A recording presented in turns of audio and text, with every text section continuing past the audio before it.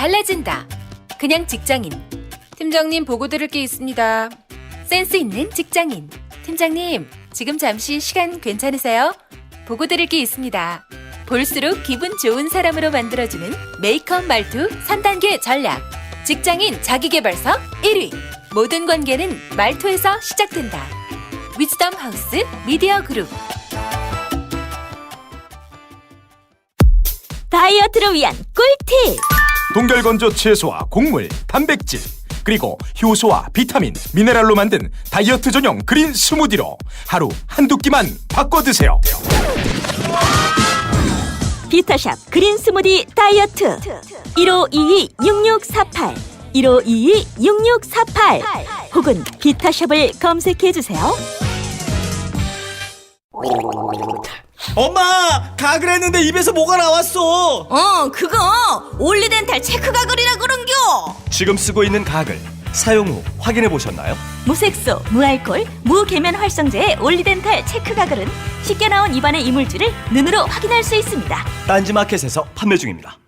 한글도 남보다 빨리 깨치고 참 똑똑했는데 갈수록 실력이 뒤처지는 것 같아 걱정이에요. 혹시 초등학교 교과서 본 적 있어요? 어려운 어휘가 너무 많아요. 학교에서는 어휘 개념을 하나하나 설명해 줄 시간이 정말 부족하잖아요. 그럼 어떡하죠? 내 아이의 어휘만큼은 내가 책임져야죠. 어휘 공부의 정성. 초등어휘 3천, 초등어휘 5천. 검색창에 초등어휘 3천을 쳐보세요.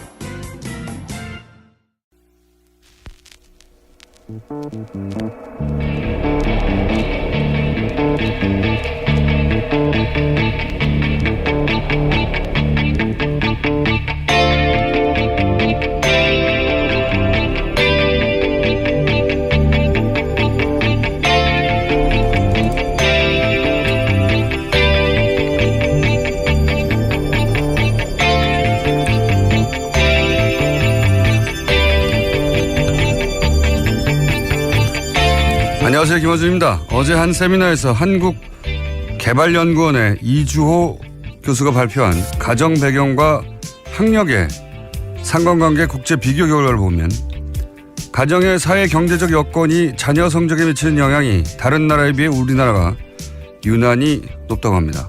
우리 못지않게 학력을 중요시한다고 알려진 중국, 일본에 비해서도 높고 아예 귀족 학교가 따로 있는 국가들보다 더 높습니다. 지난 2000년에 비해 상관관계 수치가 2배가 높아졌고 특히 다른 나라가 최근 5년간 그 수치 변화가 거의 없는 반면 우리나라는 그 수치가 더욱 높아졌고 하위 20%의 성적은 더욱 떨어졌습니다. 한마디로 집안이 잘 살면 아이 성적도 높은 정도가 다른 나라에 비해 아주 심하고 그 심해지는 정도와 그 속도가 지속적으로 상승한다는 겁니다. 한 번 흑수저는 영원히 흑수저인 국가가 되어간다는 소리죠. 우리나라 불평등 지수가 이 정도입니다. 세계 최고 수준이죠. 이런 사회에서 복지, 인권, 노조를 이야기하면 여전히 빨갱이 소리하는 분들이 있죠. 본인이 갑부 아니면 그런 소리들 제발 하지 마시길 바랍니다. 본인만 불쌍해지는 게 아니라 자식도 함께 불행해지는 길입니다. 김원준 생각이었습니다.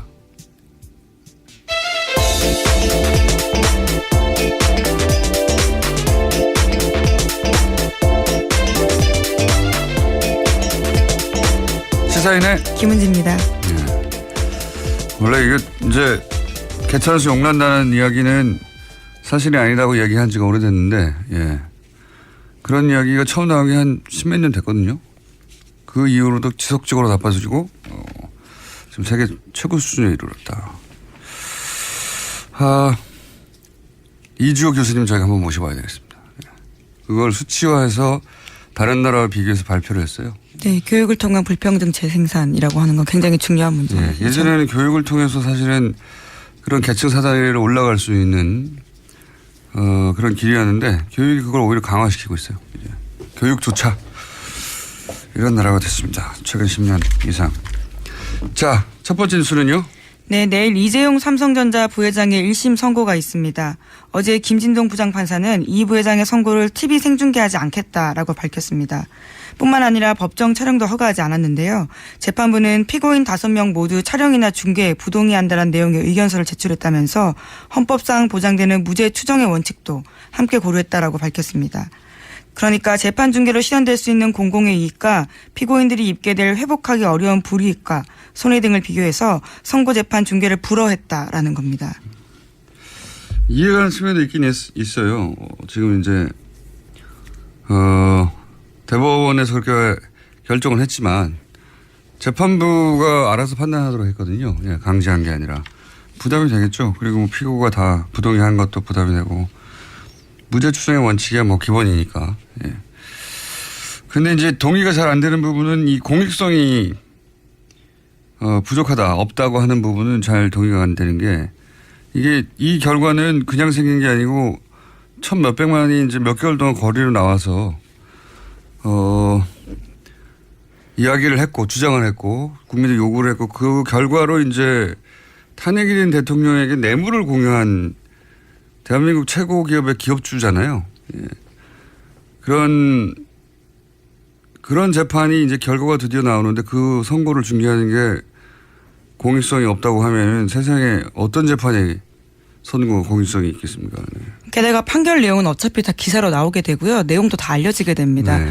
피고인 얼굴을 보도하겠다라는 게 아니고 재판장에 그 내용들을 알려주겠다고 하는 건데도 공익성이 없다.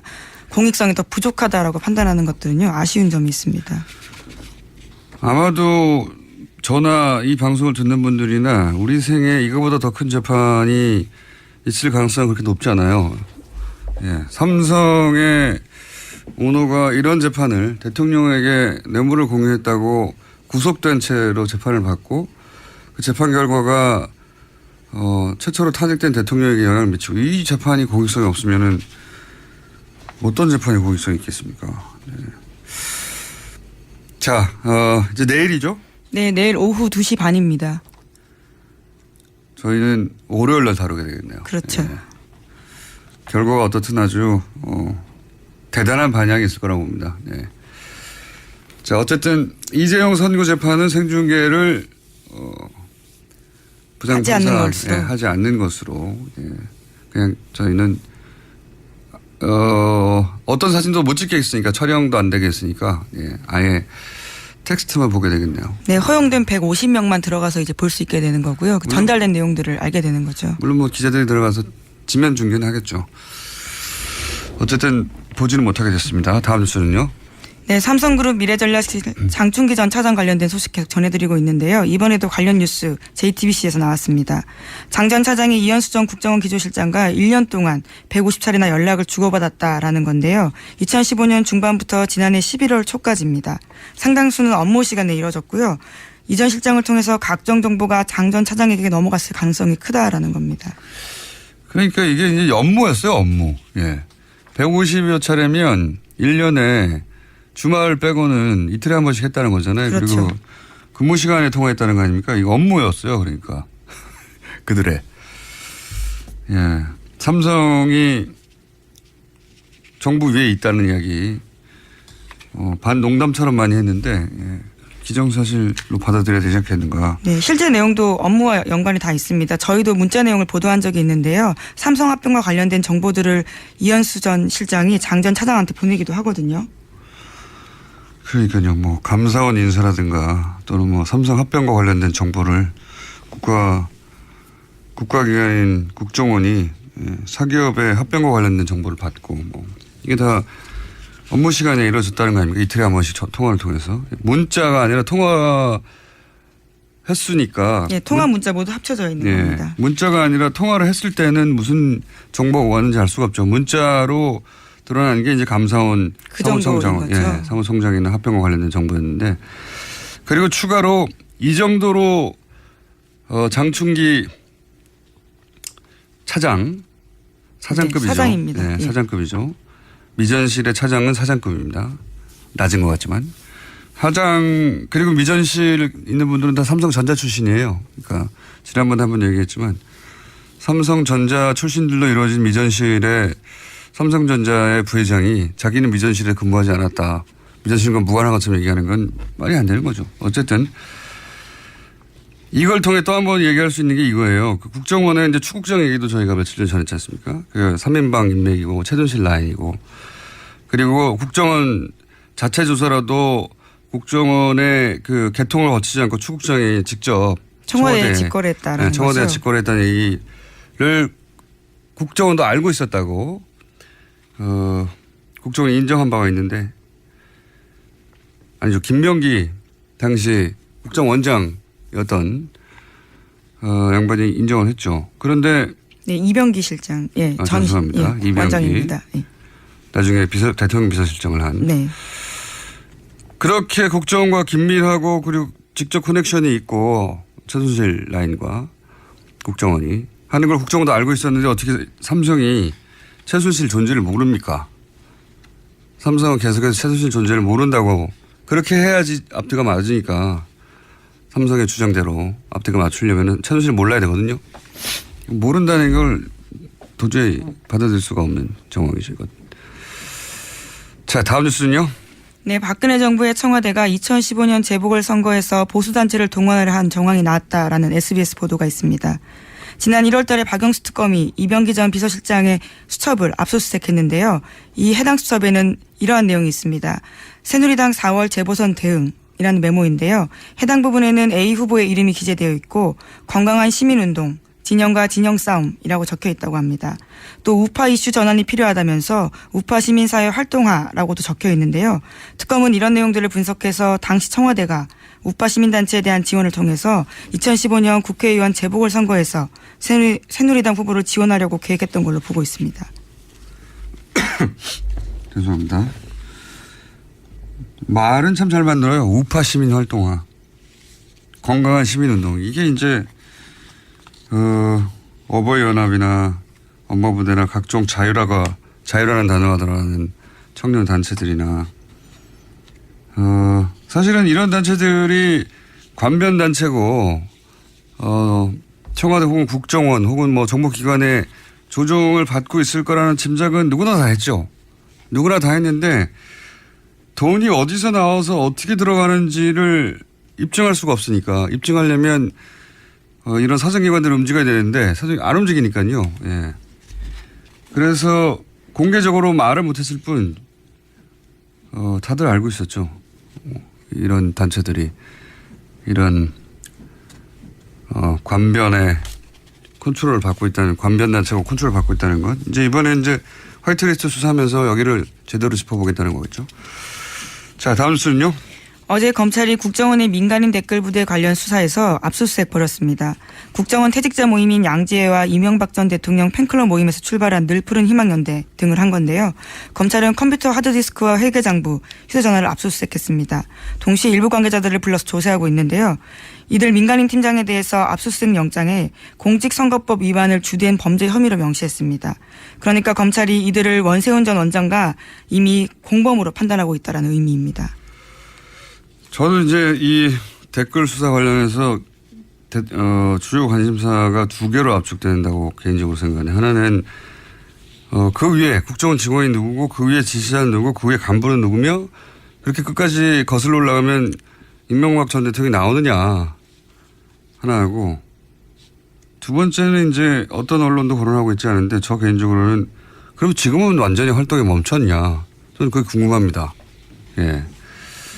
정권이 바뀌었고 한데 그때 활동하던 이 조직이나 망 특히 국정원 내부가 아니라 외부에 있는 망들 혹은 뭐 국정원 내부에서도 아주 은밀히 있는 조직들 지금 아무것도 안 하나. 예. 왜냐하면 그렇게 유추되는 게시판 활동이 아직도 있거든요. 예, 우선 서훈 원장이 제일 오자마자요. 국내 정치 파트 일을 멈췄다라고 하고 있기 때문에요. 그 부분들은 공식적으로 없는 바인데요. 이건 뭐 그전에 공식적이었나요? 예. 저는 이제는 멈췄는가 하는 것도 수사돼야 예상이 돼야 될 거라고 봅니다. 자, 다음 뉴스는요. 네, 안보 관련된 소식도 전해드리겠습니다. 미국 트럼프 대통령과 틸러슨 국무장관이 잇따라 북한과의 대화가 조만간 이뤄질 수 있다라는 뜻을 밝혔습니다. 을지 프리덤 가디언 한미 연합훈련이 진행 중인 점을 고려하면요, 이례적인 일입니다. 트럼프 대통령은 김정은을 가리키면서 그가 우리를 존중하기 시작했다는 사실을 나는 존중한다라고 이야기했는데요. 아마도 아닐지도 모르지만 무엇인가 긍정적인 일이 일어날 수 있다라고도 이야기했습니다. 틸러슨 국무장관도 관련된 이야기 했는데요. 북한이 유엔 안전보장이사의 대북 제재 결의의 만장일치 채택 이후에 어떤 미사일 발사나 도발 행동이 없었다는 점에서 주목할 만한 가치가 있다라고 이야기했습니다. 이걸 보니까 무슨 생각이 드냐면 문정인 특보였죠. 예. 문정인 특보가 정상회담 직전에 워싱턴에 가서 지금 한미 군사훈련을 축소하는 것도 옵션 중에 하나다. 그런 얘기를 했다가 난리가 났어요, 그때. 그렇죠. 예. 북한이 도발만 중단한다면이라는 예. 전제를 걸면서요. 그런 이야기를 한 바 있습니다. 한미 군사훈련 축소가 그 옵션 중에 하나라는 얘기는 미국 내에서 오래전부터 나왔던 얘기거든요. 근데 이제 문재인 특보가 이 얘기를 하자 우리 보수 언론 혹은 보수 정당에서 난리가 났죠. 난리가 났는데 실제 이번 을지 프리덤 가디언 한미 연합 군사훈련이 축소됐어요. 축소된 채 한 3분의 1 줄어든 채 하고 있거든요. 그게 실제 이 문정인 특보가 말했던 게 이루어졌어요. 그런데 이건 제가 보기에는 북한하고 미국이 말 전쟁할 때 있었지 않습니까? 그때 물밑으로는 이런 얘기하고 있었던 거예요. 실제로 물밑에서 선이 있었다라고 전해드린 바 있습니다. 네, 출구 전략은 이미 그들이 그때부터 짜고 있었던 거죠. 그래서 북한도 더 이상 괌 얘기 안 하고 그리고 한미연합훈련도 축소하고 그리고 나서는 이제 조만간 뭔가 북한과 미국 간에 미국과 북한 간의 대화나 혹은 뭐 접점이 생길 징후가 보이니까 이런 얘기를 하기 시작한 거 아니에요. 자기들이 공을 가져가려고. 예. 우리 언론들이 전쟁 난다고 난리 생중계 하듯이 할 때 실제로 그리고 문정인 특보가 한미 군사훈련 축소도 옵션 중에 하나라고 할 때 난리 쳤던데 지금 왜 난리 안 칩니까? 미국 대통령이 실제로 그렇게 축소해 버렸는데 그리고 나서 이 한미 군사훈련 하고 있는 와중에 지금 김정은을 존중한대잖아요. 난리 나야 되잖아요. 바보 같은 사람들. 정말. 그렇게 하면 큰일 날 것처럼 얘기하세요. 정작 이렇게 이루어졌지 않습니까? 실제로 이렇게 말하고. 정말. 그러니까 그때 전쟁 막 날 것처럼 지면에다가 난리치고 포털에다가 그런 기사를 싣고 하던 사람들에 대해서도, 예. 왜 그랬는지 물어봐야 된다고 봅니다. 다시 그러지 말라고 몇 번째 얘기하고 있지만. 네, 물론 상황 계속 지켜봐야 되겠지만요. 긴장고조 사태 발생하지 않으면 다음 달부터 협상 국면 본격화될 거라는 분석 지배적이긴 합니다. 그러니까요. 난리 치고 말전쟁 할 때 이미 이런 얘기들을 하고 있었어요. 그러니까 그거 끝나자마자 군사훈련을 축소시켰죠. 예. 한미연합훈련이 예년에 비해서 3분의 1 축소됐어요. 자, 다음 뉴스는요. 네, 문재인 대통령이 5.18 광주 민주화 운동 당시에 전투기 출격 대기설과 헬기 사격 사건에 대해서 특별조사 지시했습니다. 광주 금남로에 있는 전일빌딩을 향한 헬기 기총 사격이 있었다는 증언이 잇따랐고 건물에도 탄원이 발견됐습니다. 전일빌딩은 5.18 광주 민주화 운동 당시에 계엄군에 맞섰던 시민군 최후의 항전지입니다. 국방부는 특별조사단 구성해서요. 조속히 수사에 착수하겠다고 밝혔습니다. 최근에 밝혀진 건 이제 공군에서 폭탄 싣고 지금 출격하려고 했다는 거 아닙니까? 네, 그런 인터뷰가 공개가 됐죠. 참네. 지난번에도 한번 비유를 드렸지만 촛불 집회하는데 헬기가 막 와서 사격하고 지난번 광화문에서 탄핵 집회하는데 공군기가 와서 폭탄 떨어뜨리고 했다 봐요. 이게 말이나 되는 소리입니까? 자국 군인이 자국민을 상대로 해서 공군 폭격을 계획하고 있었다. 헬기로 총을 쏘고. 그런 계획을 하고 있었고 실제 그중에 절반을 시행을 한 거죠. 헬기 기총 사격은 실제 있었다고 그렇죠. 보여지니까. 이거 조사를 당연히 해야 되는데 이거 조사하라고 그랬더니 보수 정당에서는 을지훈련이 함참인데 5.18 조사를 지시한다는 게 납득이 안 간다고 하는데 말이 되는 소리예요? 무슨 상관입니까? 바른정당 논평입니다. 예. 무슨 상관이에요? 을지 훈련을 축소도 하는데요. 이런 이야기는 미국 대통령한테 하세요. 트럼프한테. 왜 축소했냐고. 그리고 왜 김정은 칭찬하냐고. 군사훈련을 한참 하고 있는데 아무 상관없는 지금 5.18 조사하라고 한 걸 갖다 거기다 갖다 붙입니까. 이건 조사해야죠. 이런 지시를 누가 했을까요? 네, 우선 전두환 전 대통령 같은 경우에는 학살도 발포 명령도 없었다라고 계속해서 주장하고 있습니다. 처음부터 북한 때문에 그런 일을 한다고 그랬었으니까요. 폭탄을 비행기 싣고 투하하려고 했다니까 정말 이 지시를 누가 내는지 꼭 찾아야 된다고 봅니다. 저는. 다음 뉴스는요? 네, 바른정당 김무성 의원과 자유한국당 정진석 의원이 토론 모임인 열린 토론 미래를 발족하기로 했습니다. 앞으로 자유한국당과 바른정당 간 연대 또는 통합의 가교 역할을 하는 게 아니냐라는 관측이 여의도에서 나오고 있는데요. 국민의당 소속 의원들한테도 발족 취지문과 함께 가입 의향서 보냈다라고 합니다. 새로운 정당을 구상하나요? 자유당의 일부, 바른당의 일부, 국민당의 일부 이렇게 해서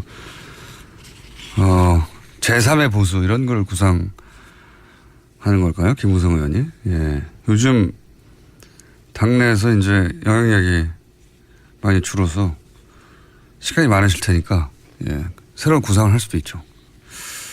어쨌든 그런 모임이 있다고 합니다. 자, 뉴스 하나 정도 더 하고 끝낼 수 있을 것 같습니다. 예. 네, 유럽에서 이번에는 간염 바이러스 소세지 파문이 일고 있습니다. 더 타임스와 미러 등 영국 언론의 보도인데요. 21일 네덜란드와 독일산 돼지고기로 만든 소세지와 햄을 통해서 영국인들이 E형 간염 바이러스에 감염되고 있다라는 겁니다. 이게 살충제 달걀도 유럽에서 시작됐고 이제 유럽에서 시작돼서 이게 유럽의 10몇 개국인가 16개국인가요? 7개국으로 퍼져나갔거든요. 그렇게 살충제 달걀이라는 게 다른 나라에서 문제가 안 됐다고 하더라도 전 세계적인 현상이라고 볼 수 있는 겁니다. 이제 오히려 가장 이런 검사를 엄격히 하거나 예, 이런 물질에 민감한 국가들이 먼저 검사하고 먼저 차단했을 뿐인 것이지 유럽이 이 정도라면 뭐 다른 나라도 다 우리나라도 물론 이번에 걸렸고요. 그리고 거기서 그치지 않고 이제 어느 나라 마찬가지로 먹거리에 대해서 이런 게 문제가 한번 생기면 다른 음식들도 막 하거든요. 근데 소세지까지 갔다는 거죠. 간염.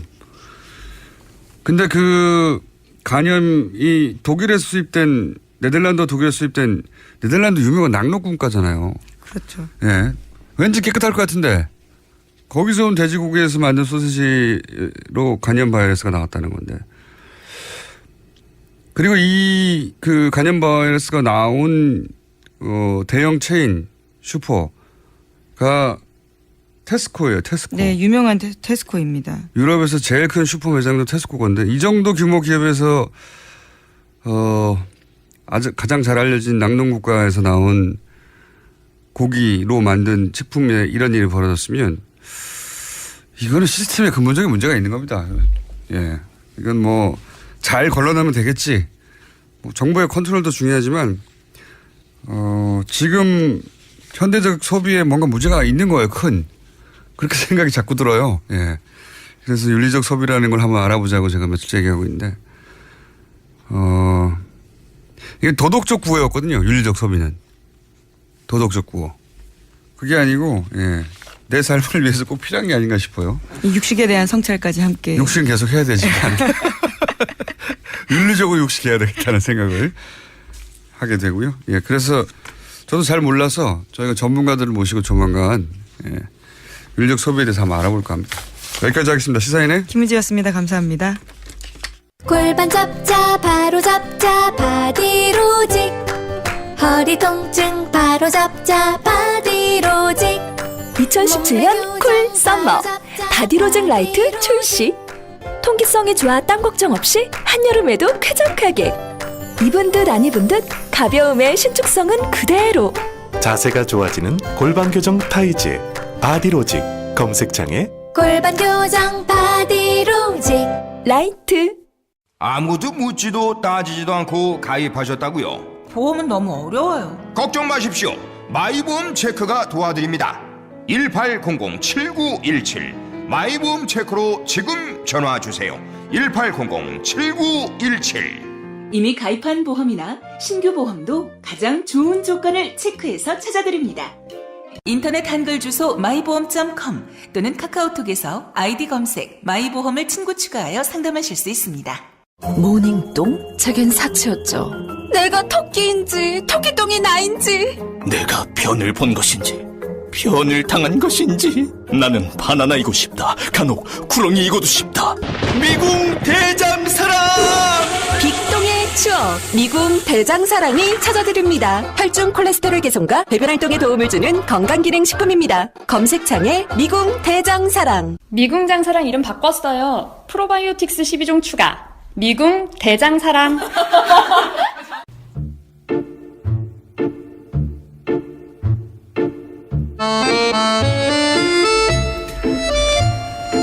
자, 오랜만에 완전체가 되었습니다. 예, 두 분 다 번갈아서 휴가를 가시고 막 출장을 가시고 해가지고 한동안 제대로 안 돌아가다 두 분 다 나오셨습니다. 더불어민주당의 안민석 의원 나오셨습니다. 네, 수도권 내리사선 안민석 의원입니다. 오랜만입니다. 수도권 내리사선 코멘트는 자유한국당의 김성태 의원님 나오셨습니다. 예, 김성태입니다. 예, 반갑습니다. 자, 오랜만에 두 분이 나오셨는데 각자 나오시니까 재미가 없더라고요. 그래서. 그러니까 뭐 지금 당연히 그런 자기 고백을 교통방송은 좀 해야 돼요. 특히 김어준 공장장은. 어떤 고백을 해야 됩니까? 지난주 방송은 분명히 우리 두 사람이 안 하기로 하지 않았습니까? 그래요. 안 의원님하고 저하고 이렇게 제작진이 같이 상의해서 결정한 건데 나 없는 사이에 또 무슨 작당하려고 그렇게 그냥 나만 빼놓고 방송. 그거 안 맞는 거예요. 공영방송이 이렇게 뭐 야당 패싱하고 탄압으로 이렇게 일관한다면은 앞으로 이 아마 청취자들 다 놓치게 될 거예요. 또 지난주에 이제 다소의 오해는 있었던 것 같은데요. 뭐 그래도 이 아침에 뭐 작당 탄압 그런 품격 없는 표현을 하시는 것은 좀 듣기에 좀 거스르고요. 뭐 제가 이제 여당이 되었으니까 야당의 터무니없는 공격을 감수할 그런 이제 방패 역할을 할 각오는 돼 있지만은 그래도 품격을 잃지 않는 그런 야당의 공격 기대를 하고 특히 김성태 의원님 지난주에 말씀하세요. 그리고 제가 나오기 전에 PD가 전화하기로 돼 있었던 거 아닌가요? 네. 그래서 제 기억에도 제가 지난주 안 나오는 걸로 김성태 의원님이 못 나오신다고 그래서 그렇게 통 크게 안 나오는 걸로 합의들이 됐던 것 같은데 PD가 김성태 의원님 나오실 거라고 이렇게 이야기를 조금 애매하게는 했어요. 그래서 내가 의사를 확인하려고 전화를 드렸는데 전화를 안 받으셔서 저는 뭐 PD 말을 믿고 나왔습니다. 어쨌거나 저 혼자 나와서 그게 김성태 의원님은 굉장히 그 서로 간의 신뢰를 무너뜨리는 뭐 그런 것까지 지금 비하하고 계시니까 아무튼 사과드리겠습니다. 뭐 무슨 말인지 잘 모르겠습니다. 한참 들었는데. 정치판에서도 그래도 김성태 의원하고 정치하면은 신뢰 하나는 서로 보장되고 오래 가져간다는 건데. 그게 이제 자유한국당 복당으로 무너지지 않았나요? 뭐 상당히 편향적이어서 이 방송이 이렇게 흘러가는 거예요. 나는 안민석 의원이 원래 그런 분은 아니에요. 제가 복당한 건 아니죠. 의원님이 복당하셨는데. 그러니까 요새 안보 관련해서 코리아 패싱이란 말도 많이 나오지만은 이 방송에서 야당 패싱하는 경우는 또 처음 보는 것 같아요. 그래서 제가 뭐 어쨌거나 이 월요일 아침에 약속은 지켜야 되겠다, 출연해야 되겠다 이렇게 생각하고 이번 주말에 그 미국 LA하고 버클리대에서 이제 초청을 해서 강연을 가는데요. 목요일날 다음 주 목요일날 새벽 5시. LA대도 있습니까? LA대? LA는 교포들이고 버클리대는 그 대학에서 초청을 한 건데요. 목요일날 새벽 5시에 제가 도착을 하도록 비행기표를 맞췄습니다. 왜냐하면 이 방송을 출연하기 위해서. 네. 아무튼 앞으로 빠지지 않겠습니다. 초청을 받으신 건 맞습니까? 버클리대라고는 아시죠? 네. 아주 그 미국의 좋은 대학인데 이제 그 대학에서 초청을 받았어요. 샌프란시스코에 있는. 예. 그러니까 그렇죠. 어제 지난주에 제가 없으니까 방송 중에서도 제가 뭐 국정원 뭐 이렇게 TF 위원으로 참여했다고 그러는데 그게 다 차보잖아요. 내가 그런 회의에 참석한 거 봤습니까? 못 봤죠? 그게 이름이 나와 계시던데. 그게 이름이 국회의원 김성태가 한 명입니까? 예? 아, 다른 김상태요. 아니 그러니까 그분도 아니고 이게 역시. 착오로 이렇게 들어가 있는 걸. 아, 그러셨군요. 네. 역시 김상태 의원님은 저희들을 실망시키지 않았습니다. 이 정도로 올라가고. 빨리 김우중 국정원 진행하십시오. 반개혁 그 위원회 거기는 그 김성태 의원은 다른 분이죠. 그러니까 아예 김성태는 김성태가 다른 분이 또 계셔요. 김성태는 아예 다 포함 안 되고 있습니다. 네. 잘못 알려진 오보군요. 예. 큰 오해가 풀렸습니다. 자, 그럼 뒤늦은 100일 평가 잠깐 해보죠. 왜냐하면 지난주에 저희가 방송이 없었기 때문에 짧게 다들 뭐 여기저기서 100일 평가 나왔는데 예. 문재인 정부 100일 평가 짧게 김성태 의원 해보시면요. 저는 참 권력이라는 것은 이 무한하고 특히 저항적 대통령제하에서는 정말 많은 권력을 휘둘릴 수 있는데 이 권력이라는 것은 잘못 쓰여지면 바로 독으로 돌아옵니다. 특히 대한민국 같이 이런 분단된 체제 하에 또 많은 산업화 민주화를 이렇게 거치면서 사회적 갈등이 늘 소재하고 있는 이런 국가에서 이 저항적 대통령의 지위는 상당히 중요한 것이죠. 뭐 그런 측면에서 국민들을 시원하게 해준 그런 대통령의 정치적 판단이 뭐 좋은 이렇게 정책으로 이어지는 경우도 있지만은 너무 섣부르고 너무 인기 영합적인 그런 지금 체제로 흘러가는 것은 이거는 심각한 문제다.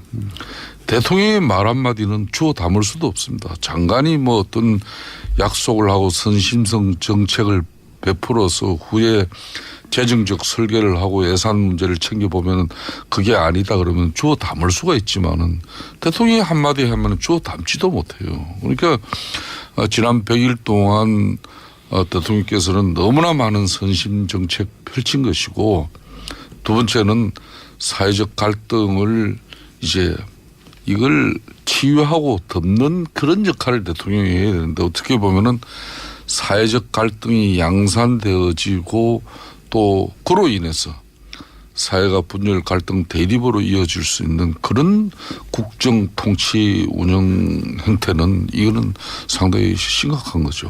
특히 인사 문제에 있어서도 좀 국가를 안정적으로 운영할 수 있는 그런 중립적인 인사가 이 국민들이나 국가를 이렇게 안정스럽게 우리가 판단하고 생업에 종사할 수 있는 그런 국정이 있는데 요 근래 한 뭐 대법관 임명이라든지 여러 가지 경우만 보더라도 너무 정치 편향적으로 흘러가고 있지 않습니까? 네, 이런 말씀, 일들이 우려입니다. 네, 말씀 잘 들었는데요. 근데 한 가지 중요한 사실을 관가하고 계신 게요. 이 정부는 인수위원회 없이 출범을 했거든요. 그러니까 지난 100일은 실질적으로 앞으로 5년에 대한 인수위원회 준비 역할과 동시에 이제 집행이 된 이제 그러한 특성을 가지고 있습니다. 그런 거를 감안하면은 100일에 이제 큰 대가 없이 준비하는 그런 상황이었다는 말씀드리고요. 선심 정책은 건보 보장성 강화 이런 거 말씀하시는 거죠? 네. 뭐 그런 것뿐만 아니죠. 뭐 기초연금 뭐 이런 30만 원 인상 같은 경우도 제가 지금 이야기하고 있습니다. 아니 말씀하신 걸 먼저 정리하자면 선심 정책 사회적 갈등 양상은 뭔가요? 5.18 재조사 뭐 이런 건가요? 그런 것도 5.18 조사 같은 경우도 4번이나 했습니다. 네, 또 역대 DJ 정권 노무현 정권 거치면서 다 했어요.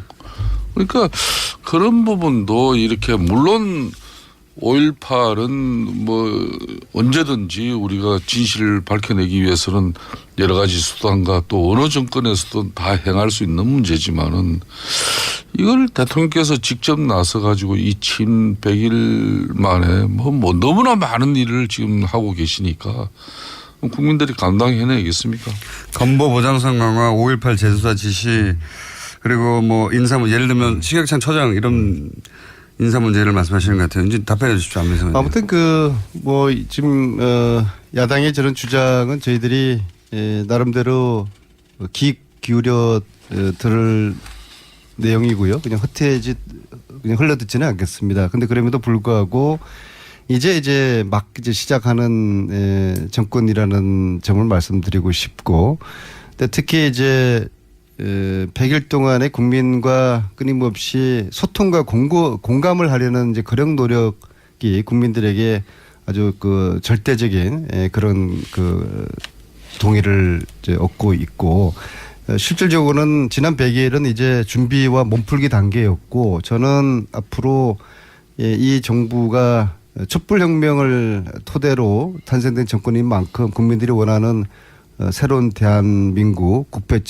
적폐 청산을 위해서 아주 담대한 개혁에 나서야 된다, 그렇게 생각을 하고, 그리고 그것이 국민들의 기대에 부응하는 문재인 정부가 될 것이다, 그렇게 보고 있습니다. 그러니까 좀 전에 안민석 의원께서도 적폐 청산 얘기를 했습니다마는 뭐 이 촛불에서 비롯된 그런 최순실 국정농단에서 비롯된 이런 뭐 여러 가지 국가 운영이 잘못되고 바로 잡아야 될 거, 이거 반드시 바로 잡아야 되죠. 그렇지만은 이 적폐 청산이라는 미명하에 과거 정부 과거 캐기에 몰두하고 또 자기들의 또 이념이 다른 모든 세력을 적폐로 규정해서 이걸 정치 보복하려는 그런 행태로 보이는 것은 이거는 국민 대통합, 사회 통합을 위해서로도 저는 맞지 않는 거죠. 이 방송 문제, 지금 방송을 하고 있으니까 이 공영 방송 문제도 마찬가지예요.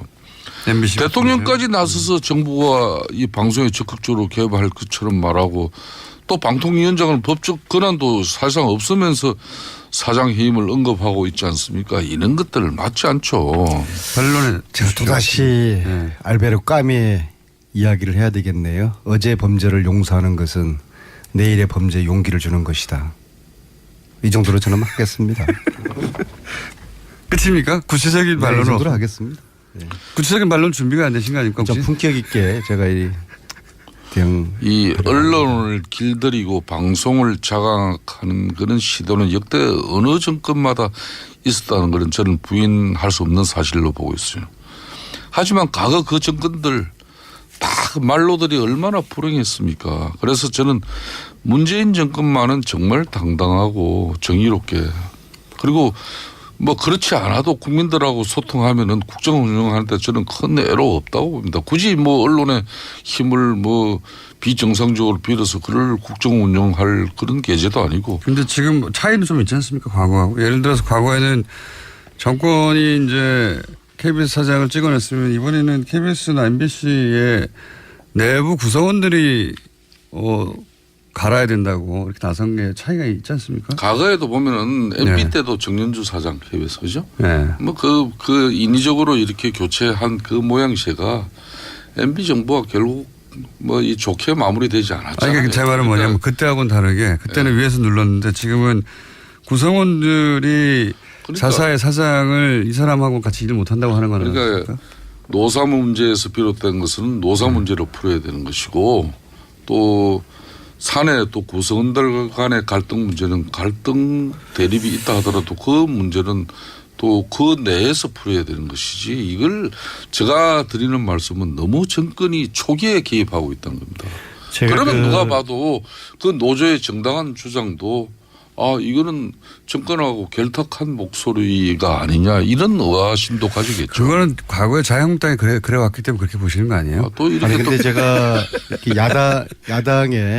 야당의 이 평가나 주장을 이렇게 보면서요, 두 가지 제가 좀 말씀드리고 싶은 게, 첫째는 세 가지 말씀하실 것 같은데. 첫째는 이게 정치가 자기가 잘해서 점수를 얻으려고 하는 정치가 있고, 남을 깎아내려서 점수를 얻으려는 정치가 있는데, 지금처럼 자기들은 대안이나 별 하는 역할 없이 자꾸 상대를 혹독하게 비판해서 국민들의 마음을 얻으려고 하는 이 정치로서 선거하지 못할 것 같고요.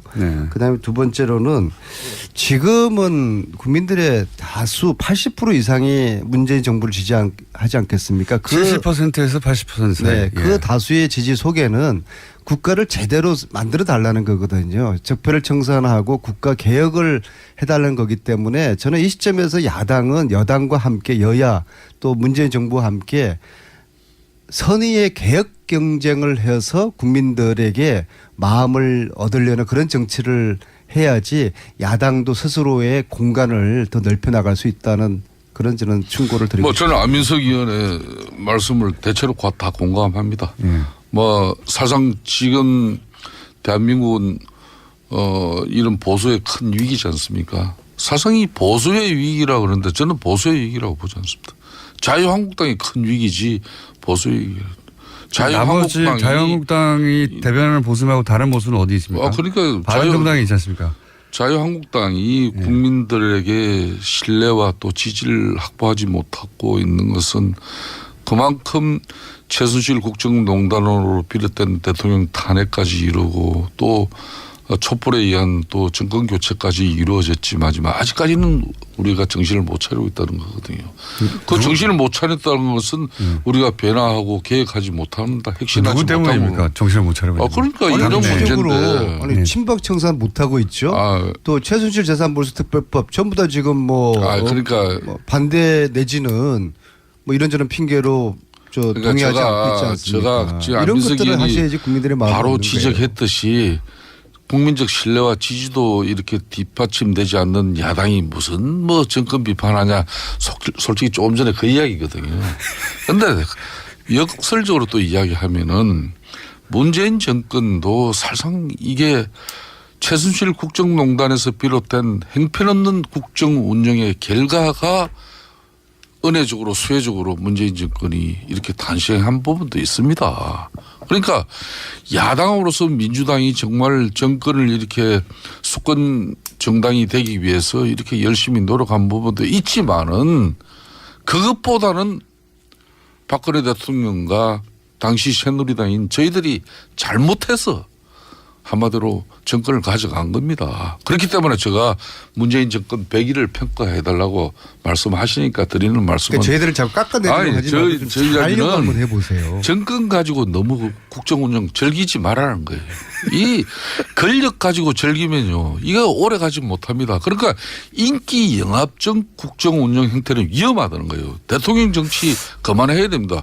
모든 게 지금 대한민국은 문재인 대통령 혼자만 있는 것이지 민주당 안민석 의원하고 김성태 의원하고 협의하고 또 합의해가지고 국민을 만족시키고 국민을 이해시키는 그런 정책이나 정치가 지금 없잖아요. 대통령 정치 이거 위험합니다. 언제까지. 친박 청산을 안 하세요? 그거는 우리 당에게 맡겨놓으세요. 그러니까 그런 거를 국민들에게 제대로 좀 보여주세요. 네. 근데 의원님 오래 가지 못할까 봐 걱정하시는지 들리는데 이렇게 가면 오래 가지 못한다고 하시는데. 아닙니다. 저는 어떤 경우든 문재인 정권에 이렇게 하면 오래 갈까 봐 걱정하시는 거 아니에요? 아이고 오래 가는 게 좋아요. 잘해가지고. 그렇지만은. 오래 가면은 자유한국당이 집권을 못하지 않습니까? 우리가 정권을 가지지 못하고 집권을 하지 못하더라도 대한민국 사회가 안정되고 경제적으로 발전하고 국민들의 삶의 질이 좋아지면은 굳이 뭐 야당이 정권을 잡아야 된다는 그런 게 어디 있습니까? 그러면은 마음에도 없는 지금 말씀을 이렇게 하셔요. 아니 이렇게 가면 오래가지 못한다고 하니까 지금 그러면 이렇게 하도록 내버려 두셔야죠. 지금 사실상 문재인 대통령 너무 잘하고 있어요. 근데 너무 그러니까 계속 잘할까 보는 거 아니에요? 너무 잘하려고 하면은 무리하게 됩니다. 그러니까 우리도 잘할 테니까 야당도 잘하시고요. 무리하기를 기다리셔야 되는 거 아닙니까? 너무 잘하려면은 돈이 많이 들어요. 그러니까 그 돈이 많이 드는 게 이제 정치인이 한 사람으로서 걱정된다는 거죠. 이게 나중에 2년 3년 지나면 다 국민들 부담으로 돌아갑니다. 아니 그러면은 그때 인기가 대폭락하면 자유한국당에 좋은 거 아닙니까? 그러니까 가만히 내버려둬 잘한다. 자유한국당 지금 야당은 뭐 아까 안민석 의원 말씀하셨지만은 문재인 정권이 실패하고 또 정책적 오류를 이렇게 많이 남발하면은 그때 우리 국민들한테 또 기회를 맞이합니다. 네, 그러니까 내버려 두셔야죠. 계속 그렇게 하라고. 그 안에 우리는 자성하고 또 반성하면서 핵심하고 기다리면 되는데. 평가하시라니까. 또 제 말은 앞뒤가 안 맞지 않습니까? 그렇게 실수하면 우리한테 기회가 오는데 이렇게 가면은 이렇게 가는 게 실수한다고 자꾸 공격하시면 안 되죠. 이렇게 가면 실수면 내버려 두셔야죠. 아니죠. 내버려 두셔야지 빨리 망하죠. 실수도 이렇게 국민들 혈세가 낭비되고 국가 재정이 파탄나는 쪽으로 이렇게 잘하려고 하면은 그거는 야당이 이야기를 해야죠. 그럼 좋은 실수도 있습니까? 좋은 실수 있죠. 지난번처럼. 저 합참 이순신 합참의장을 이순신 합참의장 퇴임할 때 대통령께서 해외 여행 한 번 못했다니까 그 아들 뭐 딸이 캐나다에 있으니까요. 그 항공권 끌어준 거 얼마나 저는 그 감동이었어요. 그게 무슨 실수인가요? 그런 거는 큰 돈 들이지 않고도 국민들에게 감동을 줄 수 있는 부분이 있는데 예. 너무 요즘은. 근데 건보 보장성 강화 이런 거는. 아니 그것도 좋죠. 해야죠. 국가 재원이 안정적으로 뒷받침될 수 있는 그런 복지 정책으로 가야지.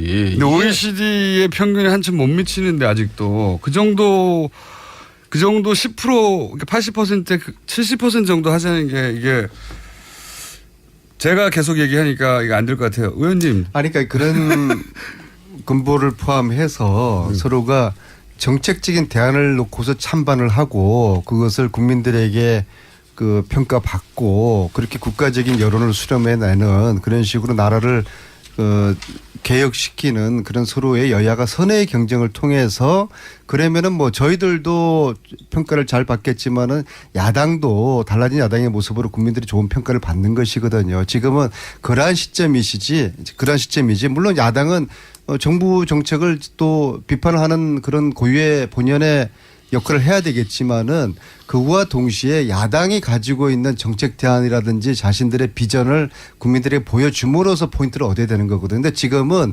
자신들의 비전이나 정책 이건 지금 너무 지금 소홀히 돼 있고 오로지 저희들을 문재인 정부를 깎아내리는 거에만 집중돼 있으니까 이것이 참으로 저는 좀 답답해요. 그래서 일정 부분 수용합니다. 네. 그러니까 저도 지금 하신 말씀을 좀 기교로 들을 테니까는요. 김성태 의원님이나 야당 측에서도 너무나 이 문재인 정부에 대한 그 깎아내리기 식의 그런 입장 가지고만은 이게 국민들에게 야당이 지지를 얻기 어려울 거예요. 그래서 야당이 지금도 자유한국당이 107석을 가지고 있지만은 지지도가 15%에 머물러 있지 않습니까? 이것이 과거 저희들 야당일 때 15% 정도까지 내려간 적이 단 한 번도 없어요. 아무리 힘들어도 20% 정도는 유지를 했거든요. 이거에 대한 야당이 성찰이 필요해요. 왜 15%대까지 떨어진 적이 없어요? 내가 그렇게 디테일한 내용을 가지고 말씀을 하시면은 제가 갖다 드리면 어떡하랍니까? 15%대 떨어진 적이 있습니다. 19%까지는 갔는데. 그러니까 옛말에 이 장고 끝에 악수 든다는 말이 서로 있지 않습니까? 잘해보자는 그런 말씀 드리는 겁니다. 지금 대법원장 지금 김명수 후보가 저 같은 경우에도 10초 남았습니다. 예.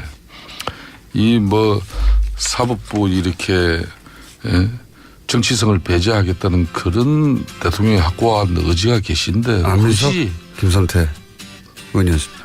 감사합니다. 감사합니다.